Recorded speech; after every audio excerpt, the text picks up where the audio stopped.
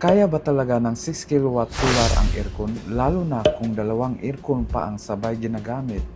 Ngayon, i-real test natin ang actual load para makita kung kaya ba ng system. Sa video na to, i-compute muna natin kung ilang watts ang dalawang aircon kapag sabay ginagamit.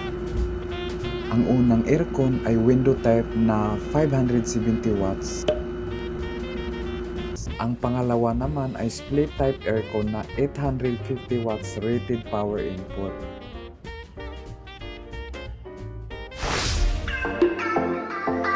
So, i-add natin ang total load ng dalawang aircon. 570 watts plus 850 watts equals 1,420 watts or 1.42 kilowatts total running load. So ngayon, alam na natin ang actual consumption ng dalawang aircon kapag sabay ginagamit. Ito yung real-time monitoring ng system natin habang naka-on ang dalawang aircon. Makikita mo dito ang PV production natin is around 1.128 kilowatt. Yung battery naman is at 38% at may kunting discharge na around 0.142 kilowatt papunta sa bahay. Ngayon, ang total consumption natin, including dalawang aircon, electric fan, refrigerator at ilaw ay nasa around 1.22 kilowatt. Mapapansin mo rin na hindi siya constant, minsan tumaas, minsan bumaba, depende sa load. Sa grid side naman, very minimal na lang ang kinukuha. Around 0.081 kilowatt or 81 watts. So meaning halos solar at battery na ang nagsusustain ng system. Kaunting tulong na lang galing sa grid. Ganito dapat ang goal. Mas malaki ang solar contribution, mas maliit ang kuha sa grid. Based sa actual reading sa monitor, makikita natin na ang load is around 1.22 kilowatt. Pero sa pag-compute natin, hindi tayo magbe-base sa actual reading. Magbe-base tayo sa nameplate which is around 1.42 kilowatt. Ngayon, kung gagamitin mo ito ng 12 hours, compute natin 1.42 times 12 equals around 17 kilowatt hour per day. So meaning, kailangan mo ng battery na kayang mag-store ng around 16 to 17 kilowatt hour para masustain ang load mo for 12 hours. Example, itong battery na 51.2 volts, 314 ampere hour. Equivalent siya sa around 16.07 kilowatt hour. Pasok na pasok siya sa requirements natin. Lithium iron phosphate ito or LiFePO4, mas safe, mas long life. Umabot ng 6,000 to 8,000 cycles. Ngayon, i-compare na natin ang tatlong battery option. Lahat ito ay 51.2 volts LiFePO4. Una, itong SRNE, nasa 51.2 volts, 314 ampere hour. Habang itong Ultopelec at CST, nasa 324 ampere hour. So ibig sabihin, medyo mas mataas ng konti ang capacity ng dalawang ito kumpara sa SRNA. Pero in reality, maliit lang ang difference. Halos same performance pa rin sa actual use. Ngayon, ang labanan na lang talaga is presyo, warranty at brand. Kung gusto mo ng mas mataas ng konting capacity, pwede ka sa 324 ampere hour. Pero kung okay na sa'yo at mas practical, okay na rin ang 314 ampere hour ng SRNA. Importante pa rin piliin mo yung reliable at pasok sa budget mo. Ngayon, lagyan natin ng actual price ang bawat battery para mas malinaw. Itong SRNA, nasa around 93,000 sa Shopee. Pero sa local supplier, umabot siya ng 94,200 pesos. Sunod itong Ultopelec 324 ampere hour. Based sa inquiry ko sa Facebook, nasa around 95,230 pesos. At itong ZST 51.2 volts 324 ampere hour, nakita ko online sa Shopee nasa around 98,799 pesos. Pero currently sold out na. So makikita mo magkakalapit lang ang presyo nila, nasa same range lang. Pero tandaan, ang presyo pwedeng magbago anytime, depende sa supplier at availability. Kaya importante talaga na mag-compare bago bumili.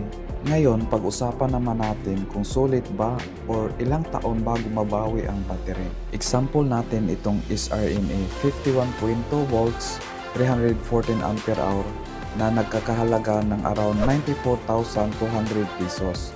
Kung ang monthly savings mo sa kuryente is around 5,000, ibig sabihin sa isang taon nasa 60,000 pesos ang matitipid mo. Ngayon, kunin natin yung ROI. 94,200 divided by 60,000, around 1.5 years. So roughly, nasa 1 year and 6 months mo mababawi ang puhunan mo. Pero take note, ideal scenario ito. Sa actual, lalo na kung may battery system, usually nasa 7 to 12 years ang full ROI ng solar setup dahil sa additional cost at usage factors. So ang sagot, sulit siya, pero depende sa paggamit mo at system setup mo. So ngayon, itong 100 ampere hour muna gamit ko, pero plano ko mag-upgrade sa 314 ampere hour kung makaipon na. Kasi medyo mahal din siya, nasa around 94,200 pesos. Pero hindi lang battery ang importante, kailangan sakto din ang solar panels at inverter. Sa solar ko naman, naka-install pa lang is 700 watts 4 pieces, sa total is 2.8 kilowatt. Yung additional ko is 550 watts 6 pieces, so total is 3.3 kilowatt, hindi pa nakakabit. So once kompleto na, magiging total solar ko is around 6.1 kilowatt. At ang inverter ko is 6 kilowatt, so halos perfect match na siya. Pero sa ngayon, dahil hindi pa complete ang solar at maliit pa ang battery, limited pa ang performance. Sa actual testing ko, kapag aircon umaandar, tumatagal lang ng around 2 to 3 hours, ubos na ang battery. Pero ang tanong, kapag kumpleto na ang system, kaya na ba ang 12 hours? Kaya ba ng 314 ampere hour battery ang 12 hours na gamit? Ang isang 51.2 volts, 314 ampere hour na battery, equivalent siya sa around 16.07 kWh total capacity. Pero hindi ginagamit ang 100% ng battery. May tinatawag tayong DOD or depth of discharge. Ito yung percentage na ginagamit mo sa battery. Sa lithium battery, safe lang gamitin around 80 to 90%. Parang cellphone lang yan. Pag laging 0%, mabilis masira. So kung 16 kilowatt ang total, ang usable lang is around 13 to 14 kilowatt hour. Ngayon, kung ang load ay around 1.4 kilowatt for 12 hours, kailangan mo ng 16.8 kilowatt hour. So kung i-compare natin, 14 kilowatt hour usable versus 16.8 kilowatt hour needed, kulang siya ng around 2 to 3 kilowatt hour, meaning hindi niya kayang buuhin ang 12 hours, around 9 to 10 hours lang ang kaya. Pero kung may solar support sa daytime, posible ma-extend at maabot ang 12 hours. So kung gusto mong sure ka, mas okay ang 400 ampere hour or mag-add ng battery. So tandaan, ang tamang battery sizing ang susi sa stable na system. Huwag mag-base lang sa actual reading. Dapat design for maximum para safe ka.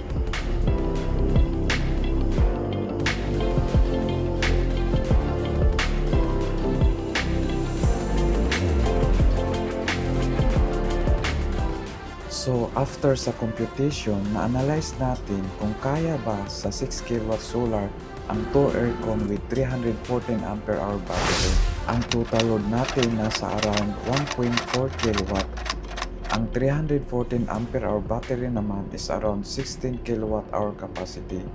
So, pasok siya sa computation for short to moderate to usage. Meaning, yes, kaya ng 6 kilowatt system. Pero, depende pa rin sa usage hours at solar support. Kung nakatulong na nga explanation, don't forget to like, share, and subscribe sa Nilsson DIY Fix para more solar breakdown, real computation, and practical tips.